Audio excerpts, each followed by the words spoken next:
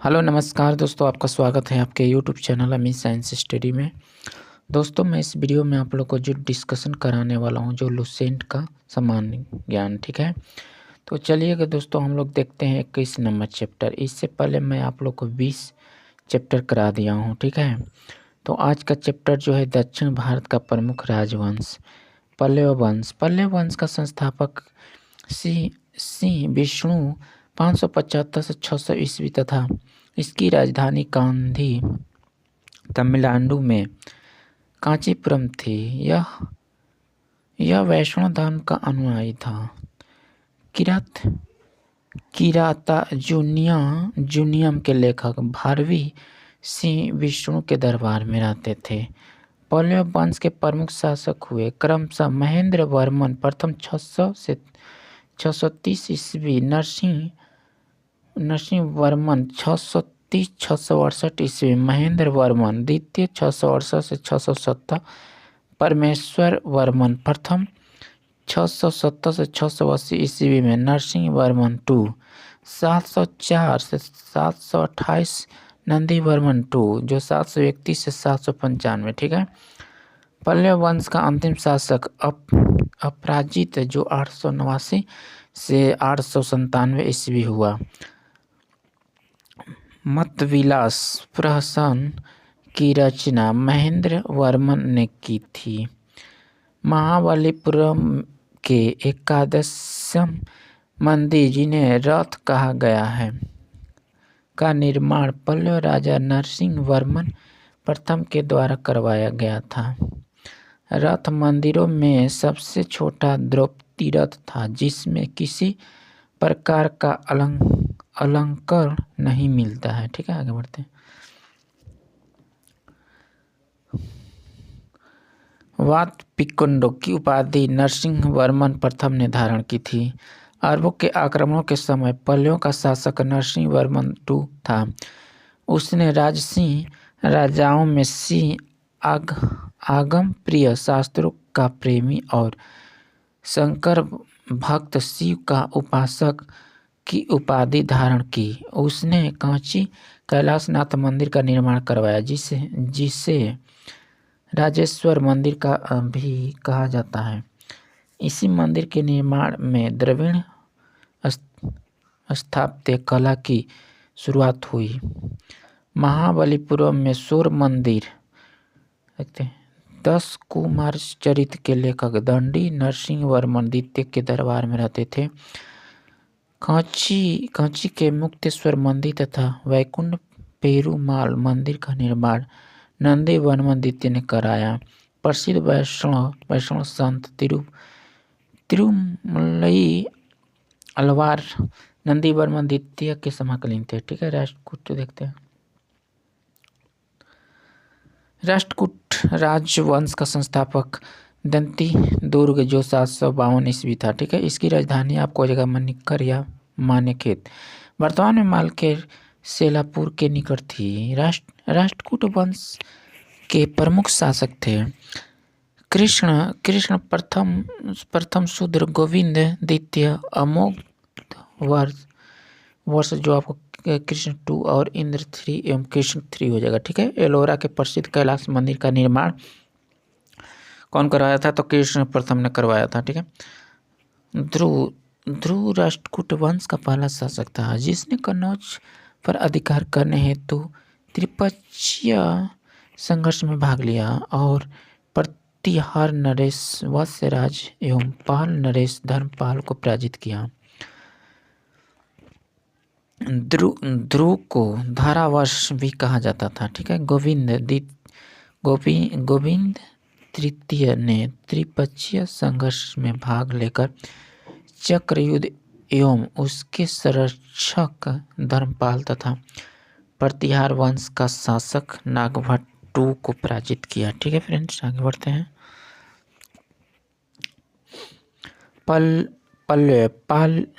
पांड्य केरल एवं नंग शासकों के संघ को गोविंद III ने नष्ट किया। अमोघ वर्ष जैन धर्म का अनुयायी था।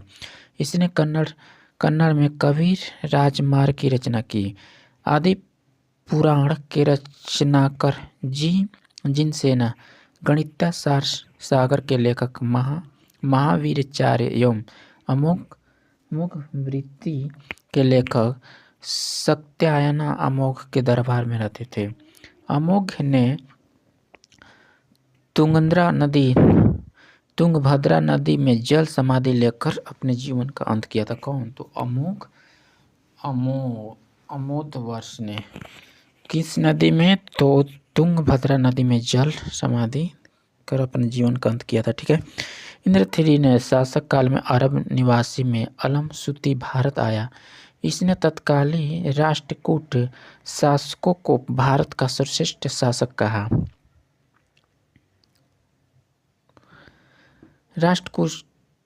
राष्ट्रकूट वंश का अंतिम महान शासक कृष्ण III था। इसी के दरबार में कन्नड़ भाषा के कवि पौन रहते थे। इन्होंने शांति पुराण की रचना की। कल्याणी के चालुक्य तैलप ने 973 ईस्वी में कर्क को हराकर राष्ट्रकूट राज्य पर अपना अधिकार कर लिया और कल्याणी के चालुक्य वंश की नींव डाली। एलोरा एवं एलिफेंटा महाराष्ट्र गुहा मंदिरों का निर्माण राष्ट्रकूटों के समय ही हुआ।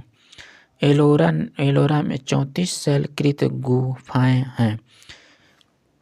इसमें 1 से 12 बौद्ध, 13 से 29 तक हिंदू एवं 30 से 34 तक जैन की गुफाएं हैं। ठीक है। राष्ट्रकूट शैव वैष्णव शाक्य संप्रदाय के साथ साथ जैन धर्म की भी उपासक थे।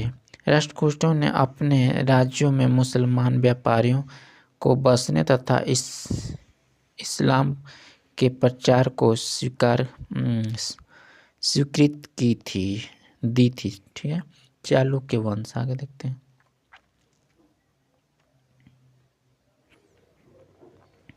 चालुक्य वंश कल्याणी के चालुक्य वंश की स्थापना तैलप II ने की थी। राजधानी मानिकखेड़। चालुक्य वंश कल्याणी के प्रमुख शासक हुए। तैलप प्रथम, तैलप द्वितीय, Vikramaditya Jaisingh, Someshwar II, Vikramaditya IV, Someshwar III एवं तैलप III। सोमेश्वर प्रथम ने मानेखेड़ से राजधानी हटाकर कल्याणी कर्नाटक को बनाया। इस वंश का सबसे प्रतापी शासक जो विक्रमादित्य IV था। विल्हड़ एवं विज्ञानेश्वर विक्रमादित्य जो IV के दरबार में ही रहते थे। मिताक्षरा हिंदू विधि ग्रंथ याज्ञवल्क्य कृति पर व्याख्या नामक ग्रंथ की रचना महान विधिवेत्ता विज्ञानेश्वर ने की थी। आगे देखते हैं। विक्रमाक देवचरित्र की रचना आपको हो जाएगा विल्हड़ ने की थी। इसमें से विक्रमादित्य IV के जीवन पर प्रकाश डाला गया है। ठीक है। चालुक्य वंश वातापी जयसिंह ने वातापी के चालुक्य वंश की स्थापना की, जिसकी राजधानी वातापी बीजापुर के निकट थी। इस वंश के प्रमुख शासक थे पुलकेशिन प्रथम, कृत्यवर्मन, पुलकेशिन II, विक्रमादित्य, विनयादित्य एवं विजयादित्य। इसमें सबसे प्रतापी राजा पुलकेशिन II था। महाकूट स्तंभ लेख से प्रमाणित होता है कि पुलकेशिन II बहुश्रवण एवं अग्निष्टोम यज्ञ संपन्न करवाया था यज्ञ। ठीक है। आगे देखते हैं। जिनेंद्र को मेघुती मंदिर पुलकेशिन II ने बनवाया था। ठीक है। पुलकेशिन II हर्षवर्धन को हराकर परमेश्वर की उपाधि धारण की थी। इसे ही दक्षिणेश्वर की उपाधि भी धारण की थी। आगे देखते हैं। पल्लव वंश शासक में आपको नरसिंह वर्मन प्रथम ने पुलकेशिन II को लगभग 642 ईस्वी में परास्त किया और उसकी राजधानी बादामी पर अधिकार कर लिया और संभवतः इसी युद्ध में पुलकेशिन II मारा गया। इस विजय के बाद नरसिंह वर्मन ने वातापी कोट की उपाधि धारण की। ऐहोल अभिलेख का संबंध पुलकेशिन II से है। लेखक रवि कीर्ति। अजंता के एक गुहा चित्र में फारसी दूत मंडल को स्वागत करते हुए पुलकेशिन II को दिखाया गया है। वातापी का निर्माणकर्ता कीर्तिवर्मन को माना जाता है। मालवा को जीतने के बाद विनयदित्य ने शकलोत्तरनाथ की उपाधि धारण की। ठीक है, आगे देखते हैं। विक्रमादित्य II शासनकाल में ही दक्कन में अरबों ने आक्रमण किया। इस आक्रमण का मुकाबला विक्रमादित्य के भतीजा पुलकेशिन ने किया। इस अभियान की सफलता पर विक्रमादित्य II ने इसे अवनिजनाश्रय की उपाधि प्रदान की। विक्रमादित्य II की प्रथम पत्नी लोक महादेवी ने पट्टदकल में विरूपाक्ष महादेव मंदिर तथा उसकी दूसरी पत्नी त्रैलोक्य देवी ने त्रिलोकेश्वर मंदिर का निर्माण करवाए। इस वंश का अंतिम राजा आपको हो जाएगा कीर्तिवर्मन द्वितीय था। इसने समांतर दक्षिण दुर्ग ने परास्त कर एक नए वंश राष्ट्रकूट वंश की स्थापना की। ठीक है, आगे देखते हैं। चालुक्य वंश आपको हो जाएगा वेगी। ठीक है, वेगी के चालुक्य वंश का संस्थापक विष्णुवर्धन तथा इसकी राजधानी वेगी आंध्र प्रदेश में थी। इस वंश के प्रमुख शासक थे जयसिंह प्रथम, इंद्रवर्धन, विष्णुवर्धन द्वितीय, जयसिंह द्वितीय एवं विष्णुवर्धन III। इस वंश के सबसे प्रतापी राजा विजयदित्य था, जिसका सेनापति हो जाएगा पंडरंग था। ठीक है, चोल 9वीं शताब्दी में चोल वंश पल्लवों के ध्वंसावशेषों पर स्थापित हुआ। इस वंश के संस्थापक विजयालय जो 850 से 87 ईस्वी थे, जिसकी राजधानी तंजौर तथा तंजावुर था। विजयालय ने नरकेसरी की उपाधि धारण की और निशुम्भधुनी देवी का मंदिर बनवाया। चोलों का स्वतंत्र राजा आदित्य प्रथम ने स्थापित किया। पल्लवों पर विजय पाने के उपरांत आदित्य प्रथम ने आपको हो जाएगा कुदंडराम की उपाधि धारण की। चोल वंश के प्रमुख राजा थे परांतक राजेश्वर राजेंद्र II एवं कुलोत्तुंग। तक्कोलम के युद्ध में राष्ट्रकूट नरेश कृष्ण III ने परांतक वन को पराजित किया। इस युद्ध में परांतक वन का बड़ा लड़का राजादित्य मारा गया। ठीक है, राज प्रथम के श्रीलंका पर आक्रमण किया। वहां के राजा महिमपोर को भगाकर श्रीलंका के दक्षिण जिला रोहण में शरण लेनी पड़ी। ठीक है, राज वन श्रीलंका के विजय प्रदेश को चोल साम्राज्य का एक नया प्राप्त मुंडी चोल मंडलम बनाया और पोलनारुवा की इसकी राजधानी बनाया। ठीक है, राजवंश सौ धर्म का अनुयायी था। इसने तंजौर में राजेश्वर का शिव मंदिर बनवाया। ठीक है, चोल साम्राज्य का सर्वाधिक विस्तार राजेंद्र प्रथम के शासक में हुआ। बंगाल के पाल शासक महिपाल के पराजित करने के बाद राजेंद्र प्रथम ने गंगैकोंडा चोल की उपाधि धारण की और नमी ने राजधानी गंगटोर चोलपुर के निकट चोलगंगम नामक विशाल तालाब का निर्माण करवाया। ठीक है, नोट देखते हैं। गजनी का सुल्तान महमूद राजेंद्र प्रथम का समकालीन था। राजेंद्र II ने फ्रीकेसरी की वीर नरेंद्र ने राजकेसरी की उपाधि धारण की। चोल वंश का अंतिम राजा राजेंद्र III था। चोल का पश्चिमी चालुक्य के बीच में शांति स्थापित करने में गोवा के कदम शासक जयकेश प्रथम ने मध्यस्थ की भूमिका निभाई थी, ठीक है। विक्रम चोल हो जाएगा आपको विक्रम चोल, जो आपको हो जाएगा अभाव का, अकाल एवं ग्रस्त गरीब जनता का राजस्व वसूल का चिदम्बरम मंदिर का विस्तार करवा रहा था। कुलोत्तुंग टू ने चिदम्बरम मंदिर में स्थित गोविंद राज विष्णु की मूर्ति को समुद्र में फेंकवा दिया। कालांतर में वैष्णव आचार्य ने रामानुचार्य ने उस मूर्ति को पुनः द्वार के लिए उसे तिरुपति के मंदिर में प्राण प्रतिष्ठा किया। चोल प्रशासक ने भाग लेने वाले उच्च पदाधिकारियों को पेरुनंद्रम एवं निम्न श्रेणी के पदाधिकारियों को सेरुद्रम कहा जाता था, ठीक है। चोल काल में भूमि के प्रकार देख लेते हैं। यहाँ पे आपका हो जाएगा विल्लनवागाई हो जाएगा आपको गैर ब्राह्मण किसान के स्वामी की भूमि, ठीक है। ब्रह्मदेव हो जाएगा ब्राह्मणों की उपहार में दी गई भूमि। शाला भोग हो जाएगा आपको किसी विद्यालय के रख रखाव की भूमि, ठीक है। देवदान हो जाएगा आपको तिरुन मठ कई नहीं मंदिर हो जाएगा के उपहार में दी गई भूमि, ठीक है।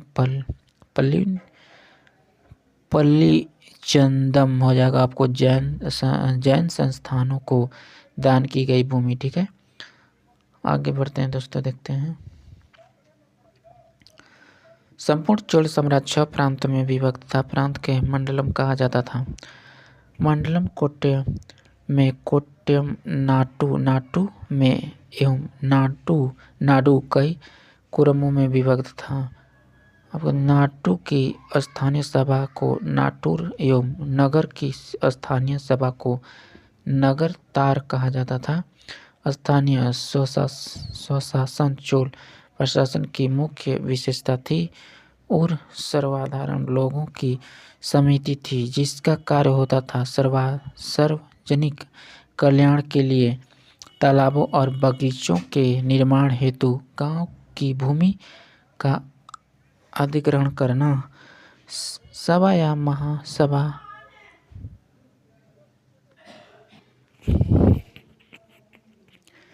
संपूर्ण चोल साम्राज्य 6 प्रांत में विभक्त था। प्रांत के मंडलम कहा जाता था। मंडलम आपको हो जाएगा कोट्टयम नाडु में एवं नाडु कई कुरमों में विभक्त था। आपको नाडु की स्थानीय सभा को नाटुर एवं नगर की स्थानीय सभा को नगर तार कहा जाता था।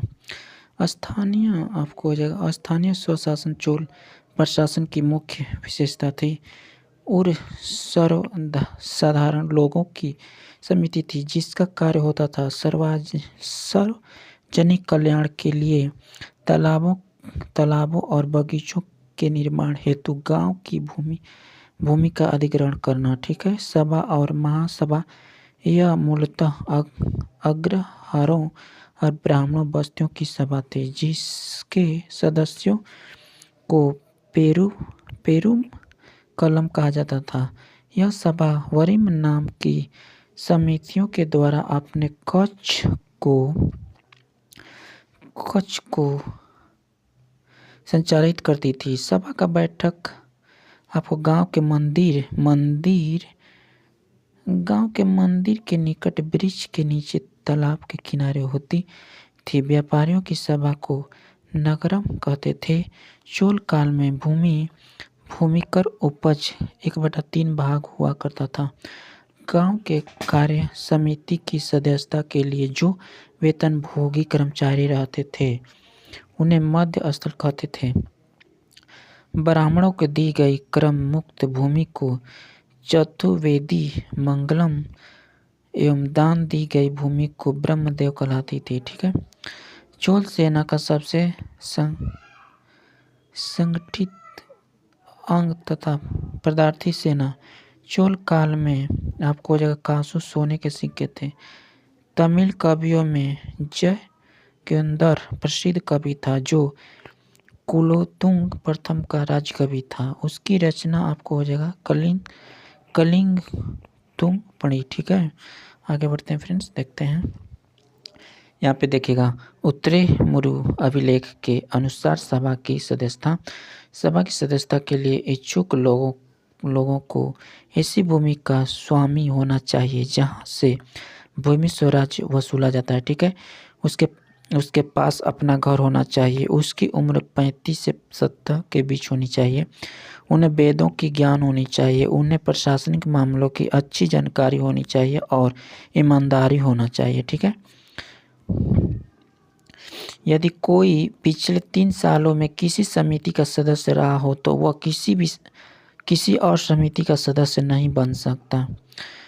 जिसने अपने या अपने संबंधियों के खाते जमा नहीं करवाए हैं वह चुनाव नहीं लड़ सकते हैं। ठीक है, आगे यहाँ से हम लोग देखे थे ना, कहाँ से, ब्राह्मणों में दी गई कर मुक्ति भूमि को चतुर्वेदी मंगलम एवं दान दी गई भूमि को ब्रह्मदेव कहलाती थी। ठीक है, चोल सेना का सबसे संगठित अंग था पदार्थी सेना। चोल काल में कासु सोने के सिक्के थे। तमिल कवियों में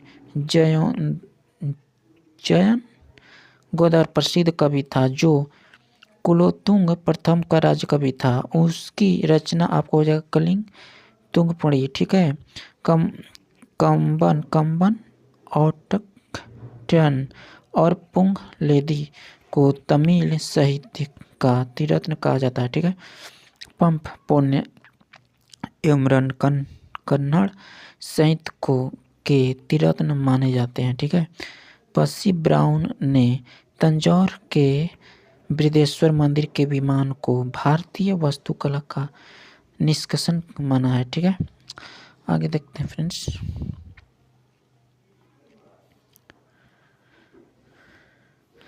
चोलकालीन नटराज प्रतिमा की चोल कला का संस्कृति का सारे निचोड़ कहा जाता है। ठीक है, 100 संत इंसानी शिव पंडित राजेंद्र वन के गुरु थे। चोल शासक 10वीं शताब्दी का सबसे महत्वपूर्ण बंदरगाह कावेरीपट्टनम था। ठीक है, बहुत बड़ा गांव जो एक इकाई के रूप में शासित किया जाता था, तंजनियर कहलाता था। उत्तर मेरू शिलालेख जो सभा संस्था का विस्तृत वर्णन उपस्थित करता है, प्रांतर प्रथम के शासनकाल से संबंधित है। चोलों की राजधानी काल क्रम के अनुसार थी उरैयूर, तंजौर, गंगकोट, चोलकपुरम एवं कांची।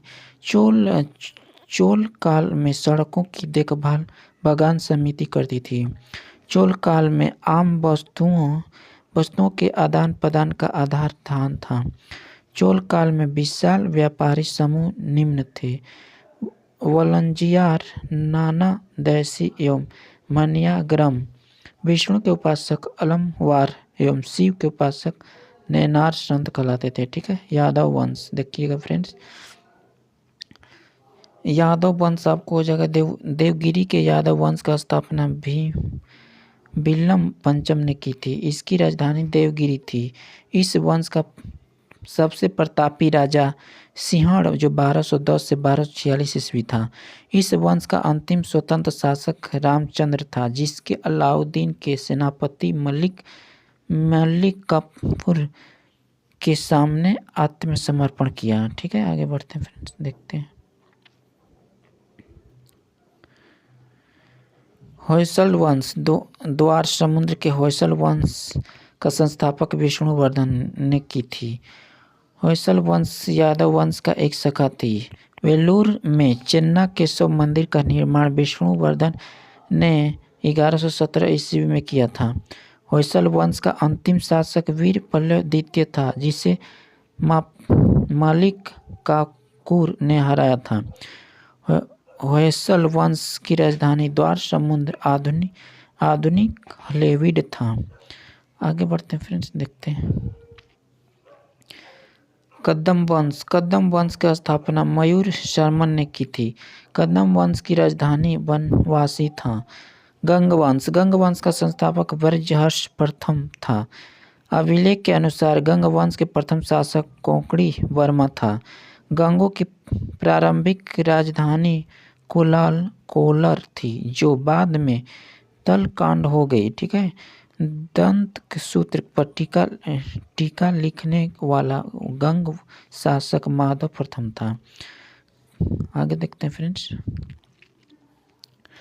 देखिएगा काकतीय वंश का संस्थापक बीटा प्रथम था, जिसने नालगोंडा हैदराबाद के एक छोटे से राज्य का गठन किया, जिसकी राजधानी अमरकोट थी। इस वंश का सबसे शक्तिशाली शासक गणपति था। रुद्रमा देवी गणपति की बेटी थी। रुद्रमा देवी जो गणपति की बेटी थी, जिसने रुद्रदेव महाराज का नाम ग्रहण किया, जिसने 35 वर्ष तक शासन किया। गणपति ने अपनी राजधानी वारंगल में स्थानांतरित कर ली थी। इस राजवंश का अंतिम शासक प्रतापरुद्र, जो 1295 से 1323 था। ठीक है फ्रेंड्स, इस चैप्टर जो समाप्त हो गया। ठीक है, हम लोग नेक्स्ट चैप्टर में देखेंगे 22 चैप्टर, जो आपको सीमांती राजवंशों का अवैध है। ठीक है, तो दोस्तों वीडियो अच्छा लगा होगा तो इसे ज़रूर लाइक कर दीजिएगा, और चैनल पर नए होंगे तो चैनल को भी आप सब्सक्राइब जरूर कर दीजिएगा। ठीक है, चलिए हम लोग नेक्स्ट वीडियो में देखेंगे 22 नंबर चैप्टर। ठीक है, तब तक के लिए धन्यवाद।